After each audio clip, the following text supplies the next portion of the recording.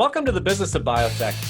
Today's show is the first of our summer executive sessions, which is a series of sit-downs with a number of leaders in the emerging biotech space where we're going to dig a little deeper into the people behind the products, the processes, and the trends that are shaping the biologic space. And as such, the conversations you'll hear over the next couple of months on the Business of Biotech might be a bit more personal, might be a bit more freeform than you've heard to date, but certainly no less insightful and no less instructive for the leaders of early stage biopharmas. And helping me kick off the summer executive session series today is a guy who knows his way around the pharmaceutical finance office. Better, I think, than just about anyone else that I could have picked. His name is Ivor Macleod. Ivor, welcome to the show. Thank you. Pleasure to be with you. Oh, the honor is ours. Now, I say that you're a great pick because just for the benefit of our audience who doesn't know you, you spent your career serving big pharma in VP of Finance and CFO roles with some pretty big players, right? Merck, Roche, Izay, but this and more. But this past January, you made a big move by walking away from big pharma to join the clinical stage regenerative medicine company Athersys as CFO. January, correct? That's right, end of January. Yeah, well, congratulations on that move. Thank you.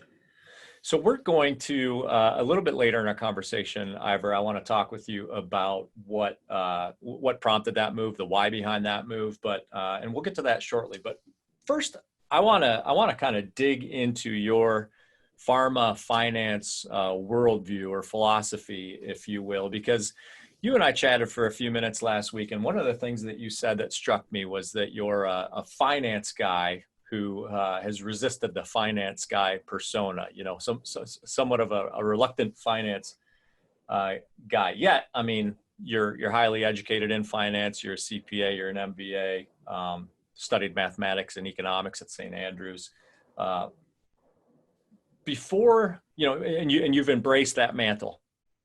So before we get into, you know, what's going on at Athersys, and I'm just curious, why the resistance? Where does that come from? Why do you call yourself a reluctant finance guy? Yeah, it's interesting. It goes back really to my childhood. Gosh,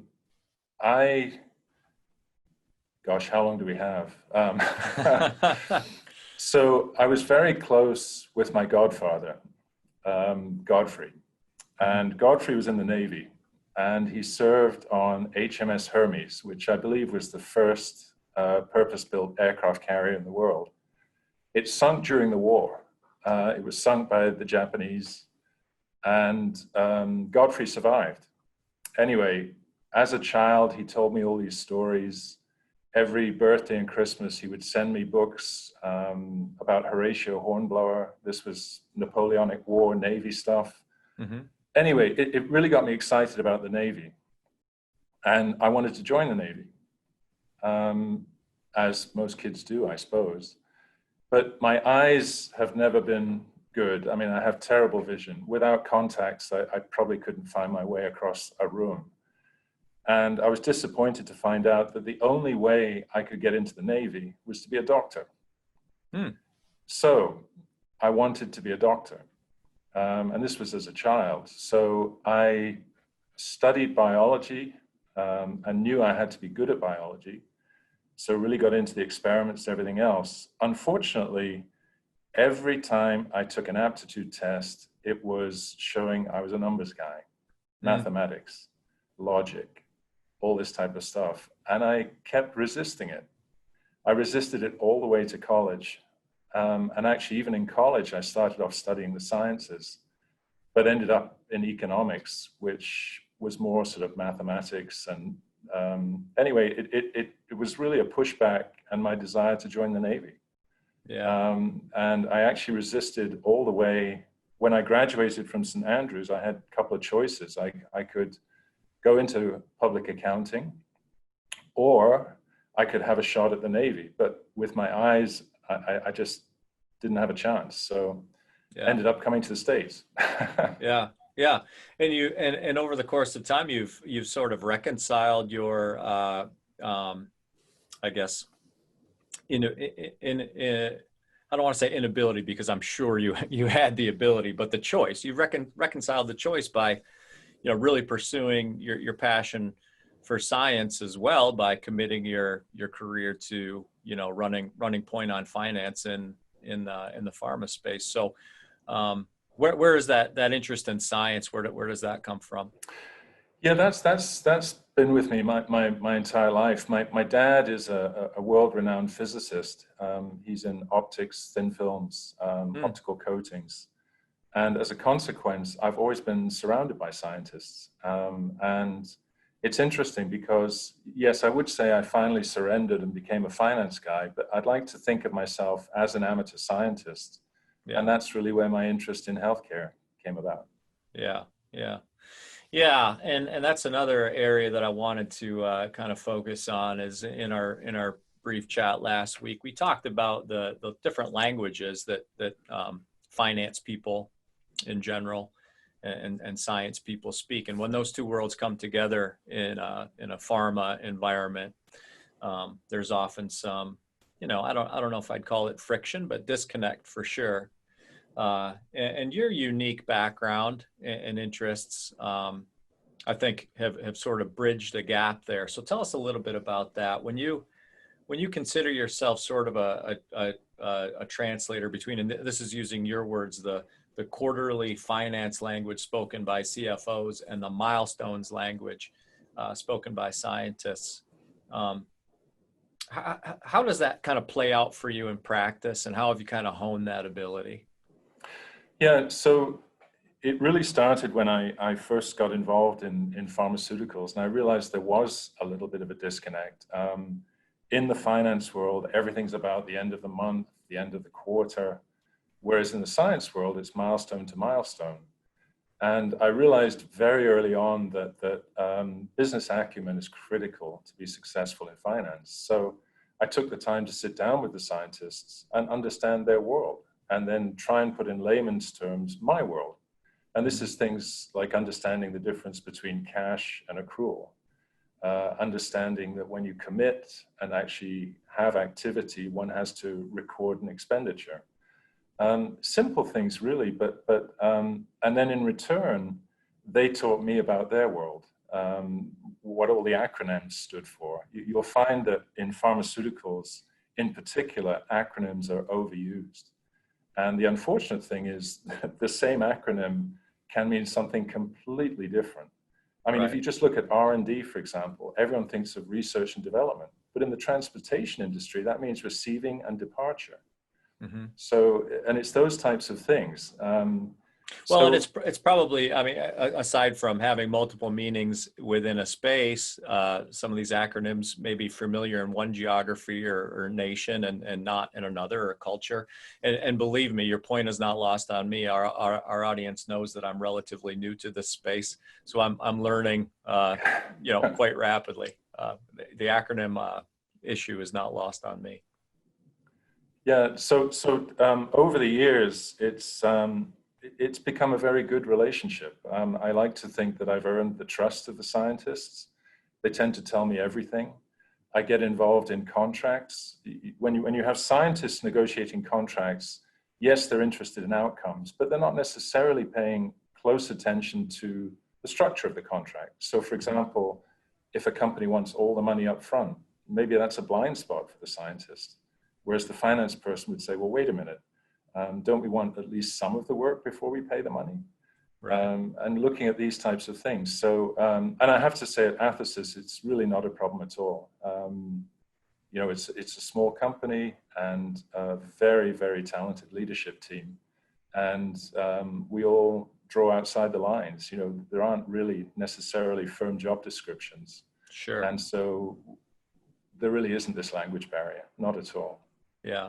And do you find yourself, when I ask how that sort of plays out in practice, do you find yourself interacting sort of on the science level with those folks on the daily, as opposed to perhaps, and this is just my assumption, as opposed to perhaps at a Merck or a Roche where, maybe you're in a corner office at HQ working with other finance and accounting people, and very rarely have a direct interface with the science itself, unless it's, something going on at the science level that requires a whole lot of finance involvement.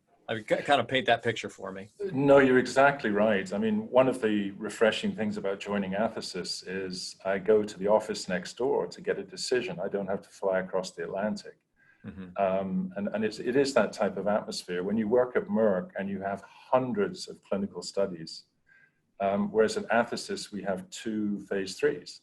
Yeah. And so, yes, there's an awful lot of dialogue every day, and looking at non-financial metrics. So, for example, yes, it's great to be ahead of budget, but when you look down below, does that mean we're behind on enrollment? Does it mean, are we not, all these sort of non-financial metrics? And we do talk about it all the time. Yes, we learn from each other. It's a very, very constructive environment. Yeah. How many people are there at Athersys? We're just shy of 100. Okay. Yep. And geographically, is the company pretty consolidated there in your area? Yes. So the headquarters is here in Cleveland. We have a small subsidiary actually in just outside Brussels in Belgium. About 15 people there. Yeah. Okay. Yeah. So it's the dynamic is relatively easy to create and maintain, to have that open dialogue and interactive atmosphere. Yeah. Absolutely. Right.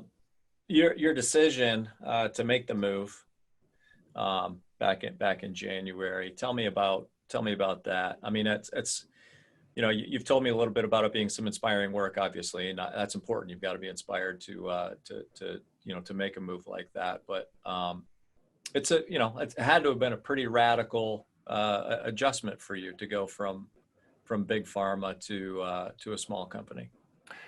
Yeah, that's absolutely right. And interesting, my home base was New Jersey. It also involved a relocation to Cleveland. I was first attracted, quite honestly, this won't surprise you, by the science, the idea of regenerative medicine. Honestly, at first glance, it was science fiction to me. And I really was intrigued. And then several meetings, I sort of call it speed dating, with Gil Van Bockelen, the CEO, I became more and more interested. And Athersys, their off-the-shelf multi-stem product, which is derived from stem cells from healthy adult donors from bone marrow, they're focused on the critical care segment of the healthcare marketplace. And so their 2 leading indications are ischemic stroke and what's called ARDS, acute respiratory distress syndrome. The latter has got an awful lot of publicity recently by virtue of COVID-19, the coronavirus. The leading cause of death for people who become seriously or critically ill with COVID-19 is actually ARDS. And as a consequence, yes, we got an awful lot of publicity, but that's really what attracted me, the idea of making an impact, helping patients in the critical care space. It's a high area of unmet medical need, and also probably one of the costliest segments of the healthcare dollar. If one thinks of people being seriously or critically ill, most of these people end up in the intensive care unit, which is the most expensive place to be in the hospital. I think about 1/3 of healthcare expenditures is spent in the hospital. ICU is at least twice the price of the regular hospital. I mean, this is over $10,000 a day type expenditure. So the quicker we can get people out of there, the better. And if they come out healthy, even better. The Business of Biotech is committed to helping the leaders of new and emerging biopharma companies navigate the financial, organizational, human resources, and regulatory waters you'll encounter on your way from discovery to the clinic and beyond. Cytiva, formerly GE Healthcare Life Sciences and the gracious supporter of this project, is also committed to that cause. Check out Cytiva's resources for emerging biotech at cytivalifesciences.com/emerging biotech. That's CYTIVA lifesciences.com/emerging biotech. it's interesting because typically, to your point, when you first learned of the company, it felt a little bit sci-fi to you, and typically when we think about stem cells and regenerative medicine, we're not necessarily thinking about critical care, right? We're thinking about very novel diseases, very not these common common ailments like SARS, which has it's a very far-reaching, voluminous problem to solve. I'm curious, were you recruited, or were you actively looking to make a move, or was it a combination of both? It was a combination of both, but I would say I was more recruited than seriously looking at the time. Yeah, cool. How do you, when you come into a role like that as a finance guy and you think about the big picture, how much does that, I guess, the financial burden of the problem that your company is looking to solve, how much does that play into your decision to be able to come in and make a difference? Yeah, I have to say what attracted me the most was what the company was looking for was somebody who had a lot of experience with commercialization. Athersys, if all the ducks line up, is 2 to 3 years away from the marketplace. And so putting the pieces into place to take us down that pathway. So what Gil was looking for was someone who could think strategically, who had been through this a number of times in their career and could actually help the company down that path. So while, yes, the finance piece attracted me, it was more the opportunity to leverage all of my experience in the commercial space and strategic wise. So joining at a very, very exciting time. Yeah. The finances are not that complicated, quite honestly. The biggest issue, of course, is cash and raising cash and talking to investors, that type of thing. But I enjoy that. When you're passionate about what you do, it is by no means a burden to explain it to people. And I do that a lot. How much different is that from your previous roles in big pharma? I'm assuming that when you were, VP of finance or CFO at a company like a Merck or a Roche, you're not necessarily thinking on a daily basis about your cash runway or your next round of financing, right? That's probably and again, assumption on my part. So correct me where I'm wrong, but that's probably someone else's department connected to yours. But I don't imagine you were worried about raising your next $50 million round. No, that's absolutely correct. I mean, the big difference, of course, is my previous companies had revenues. Right. We have very little revenue at the moment, so we're more of a cost center. Whereas Merck, if you think of 40 or 50 billion in revenue a year, it's quite a difference. So yes, sure. While I wouldn't say cash was no concern. I mean, of course, we were sort of cash optimized as we were at Roche. And that was fun. I have to say that was exciting, moving money all around the world and different currencies, hedging, all of these types of things. That's to come for Athersys. So I'll be back in that in a couple of years. Yeah. Well, has it been exciting to kind of transition? And I guess what have you learned as you've transitioned into, more growth mode for a young company with a bunch of promise, pre-commercialization? Yeah, it's exciting. I mean, I was joking with my friends over the weekend because I said, Gil will ask me to do something and okay, at Merck or Roche, I give that to that department. At Athersys, I realize I've got to do it. Yeah. So and while it's fun, I mean, it really is a team atmosphere. It's part administrative, part no bureaucracy, which is beautiful.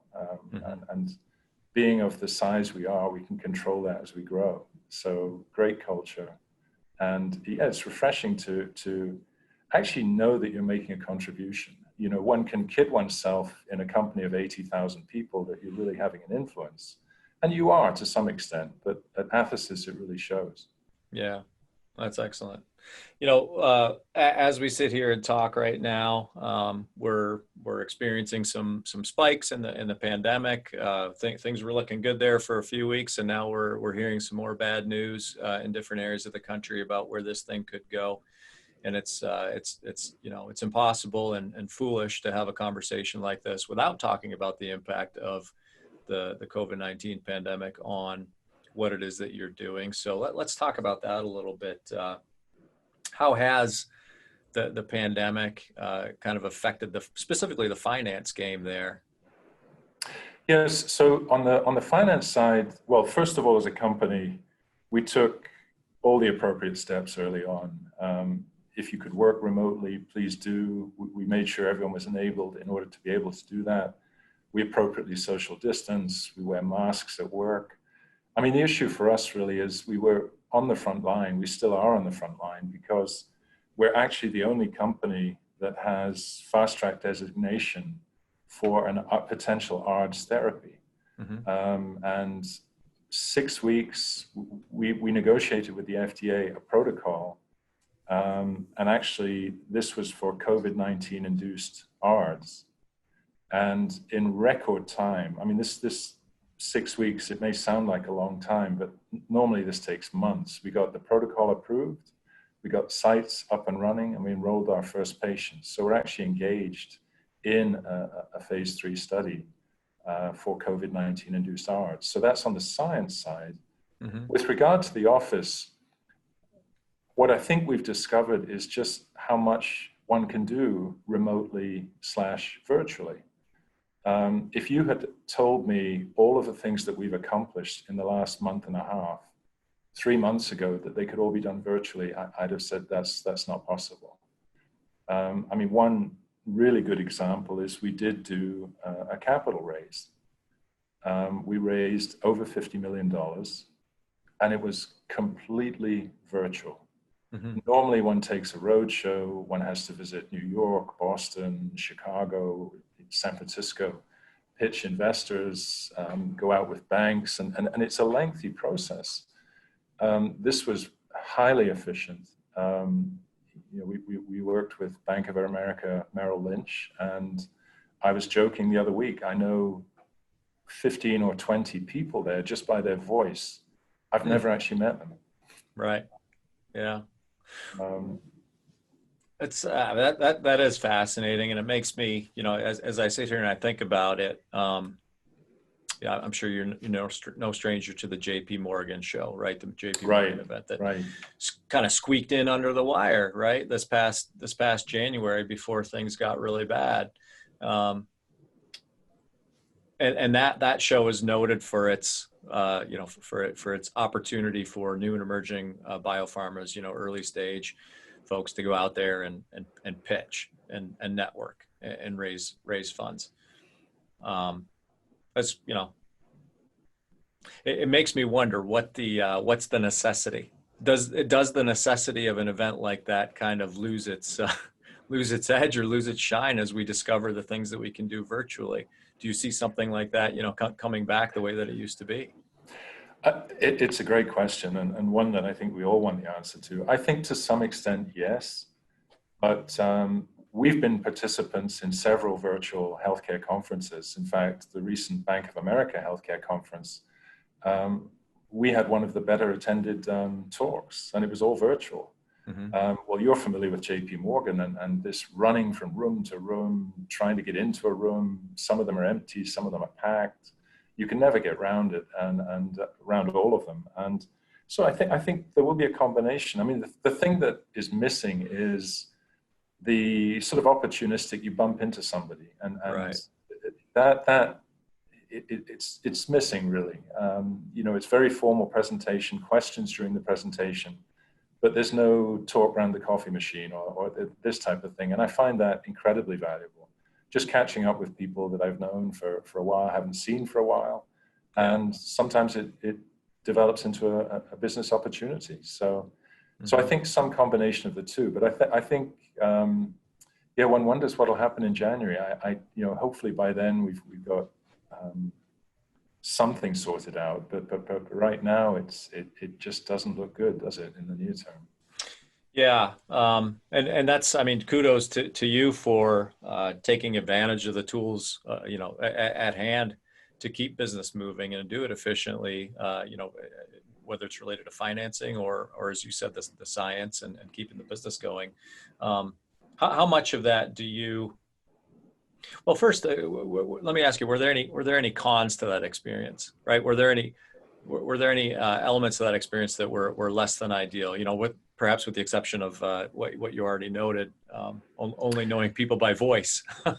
Yeah, I mean, the biggest con is well, first of all, with regard to my team, my finance team, a lot of the informal getting to know each other is just not there. Mm-hmm. We do have virtual conference calls once a week to update on what we're doing, this type of thing, but there's no real chit chat, and so I've been robbed of that. They don't know me as well as they potentially could, and I don't know them as well as I potentially could. Mm-hmm. So that's missing. I mean, the other con, quite honestly, is, and I think this is fairly common for all pharma and biotech companies, the impact it's had on clinical studies, because hospitals, of course, are devoting their resources to COVID-19. And as a consequence, some have stopped enrolling subjects for clinical studies because this is labor intensive and not absolutely critical. So broadly across the industry, I think development's slowing down.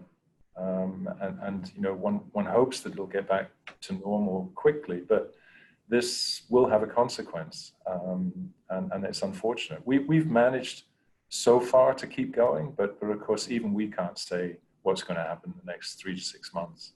Mm-hmm. So far, so good for us, but I think it's normal for us to say that things could be delayed.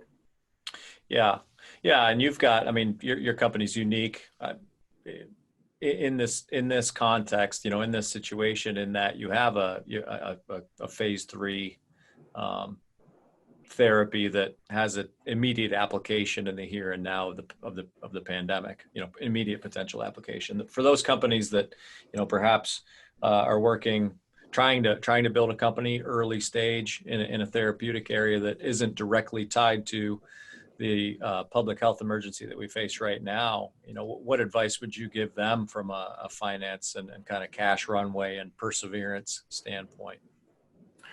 Well, certainly don't give up. I mean, it's true that most of the press is focused on COVID-19, appropriately so, as we work our way through this crisis. But there are still any number of unmet medical conditions that companies are pursuing, and I would say keep going. And I would also say that I was genuinely surprised at how active the capital markets have been with regard to their investments in biotech.